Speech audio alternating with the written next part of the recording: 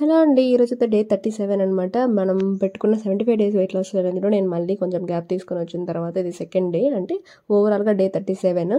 So, నాకైతే పెద్దగా change ఏం కనిపించట్లేదు అంటే బాడీలో. అంటే ఫస్ట్ డేనే కదా, ఒక్కరోజే కదా అయ్యింది కదా. సో, చూద్దాము. కాకపోతే ఇంకా ఒక కొత్త మోటివేషన్‌తో స్టార్ట్ చేశాను. అంటే మళ్ళీ ఏదో కొత్త ఛాలెంజ్ తీసుకున్నట్టు మంచి ఫీలింగ్‌తో స్టార్ట్ చేశాను. నా మనసుకే కాకుండా, నా బాడీకే కాకుండా మొత్తానికి అలవాటైపోవడం వల్ల ఈ వెయిట్ లాస్ స్టక్ అవ్వడమే కాకుండా నాకు కూడా అసలు బోరింగ్‌గా అనిపించింది సేమ్ థింగ్స్ చేయడము. సో, బ్రేక్ తీసుకున్న తర్వాత అయితే మంచిగా అనిపిస్తుంది. ఇంకా ఇందులో ఏమేమి చేంజెస్ చేయొచ్చు, అంటే ఏమేమి యాడ్ చేయొచ్చు నాకు ఇంట్రెస్టింగ్గా అనేది ఆలోచిస్తున్నాను.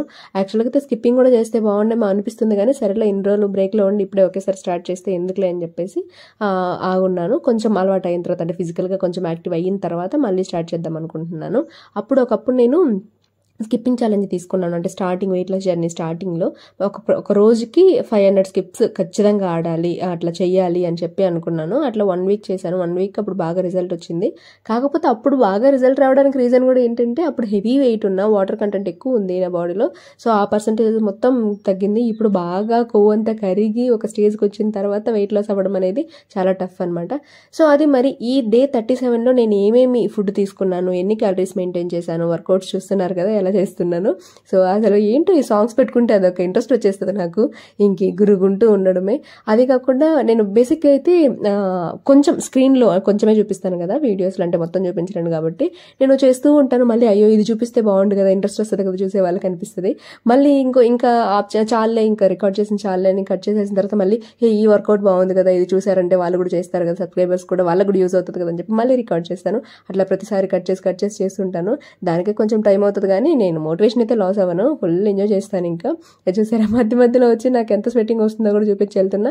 సో మీకు ఇంత ఫాస్ట్గా చూపించడం వల్ల మీకు ఏమైనా యూజ్ అవుతుందా లేదా అన్నది కామెంట్ చేయండి. అంటే మీకు అర్థమవుతుందా కొంచెమైనా అన్నది.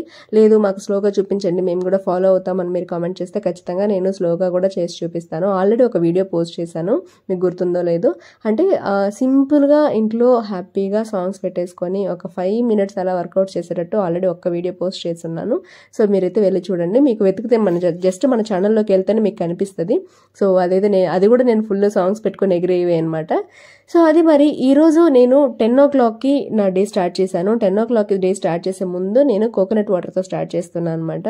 10 o'clock అవ్వంగానే నేనైతే మంచిగా ఒక కప్కి కోకోనట్ వాటర్ తీసుకున్నాను, ఫ్రెష్ అప్ అయిపోయి వచ్చిన తర్వాత 11కి 2 చపాతీను ఇంకా వెజిటబుల్ కుర్మా తీసుకున్నాను. బాగా ఆకలిస్తుంది, నేను ఎప్పుడో తినింది కదా. సో అది కాకుండా గ్యాప్ ఇచ్చిన తర్వాత, అంటే ఇన్ని రోజులు బాగా తినడం అలవాటు అయిపోయి ఇప్పుడు మళ్ళీ స్టార్ట్ చేయడం అంటే కొంచెం ఆకలిగానే అనిపించింది. నైట్ కూడా బాగా ఆకలిగా అనిపించింది నిజానికి. బట్ స్టిల్ ఓకే, రిజల్ట్ చూడాలంటే మనం కొంచెం స్ట్రాంగ్గా ఉండాలి కదా.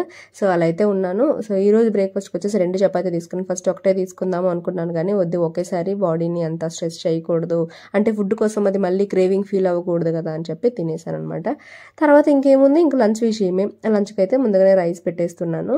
ఈరోజు తాలింపు ఏమైనా చేసుకుందాం అని చెప్పేసి, దొండకాయలు చాలా రోజులు అయ్యింది తిన్నట్టు అని చెప్పి తెప్పించుకున్నాను. ఇంకా తెచ్చిన తర్వాత అందులో చాలా వరకు అన్ని పండిపోయి ఉన్నాయి. పండిపోతే మనకి అవి క్రిస్పీనెస్ రావు, తీయగా వచ్చేస్తుంది కర్రీ. నాకు అది ఇష్టం ఉండదు. నాకు కొంచెం స్పైసీగానే ఉండాలి ఏవైనా సరే.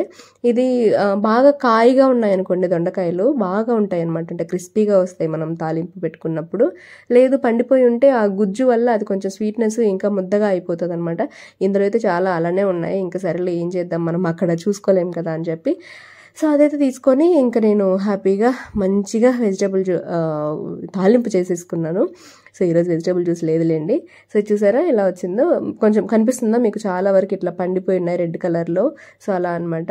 అంటే మామూలుగా ఈ దొండకాయలు కొనేటప్పుడు పండినవేవి లేదా పచ్చివేవి అని మీకు ఏమైనా టిప్ తెలుసుంటే చెప్పండి, ఎలా చూడాలి అది అనేసి.